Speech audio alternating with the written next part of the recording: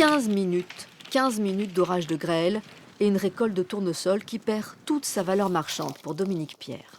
Ça c'est foutu, c'est inramassable.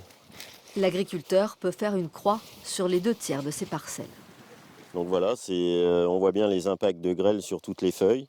On commence à voir sur les capitules, sur les têtes, les impacts aussi des grêlons. Et là, ça va noircir, ça va brunir et l'eau va rentrer dedans et faire pourrir toutes les têtes, tous les capitules. Il en espérait 30 quintaux pour faire de l'huile. Ça va servir d'engrais vert pour la parcelle, rien de plus, ou presque. Nous, on est assuré, on va attendre l'expert, mais bon, de toute façon, il y a déjà une part de franchise et puis ça fait pas tout. C'est une assurance, comme sur une voiture, quand vous êtes assuré, ça rembourse pas la totalité. Mais beaucoup ne sont pas assurés, comme ce viticulteur. Ah oui, on dirait presque de la neige au sol, tellement Ouais. Ah ouais, mais on voit la violence de l'orage. Et tout ça en combien de temps?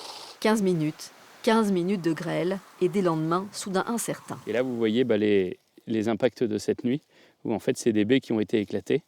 Et c'est en fait ces baies qui vont faire que vous allez avoir ce qu'on appelle du botrytis, de la pourriture qui risque de s'installer sur l'ensemble de la baie et détruire la vendange très rapidement.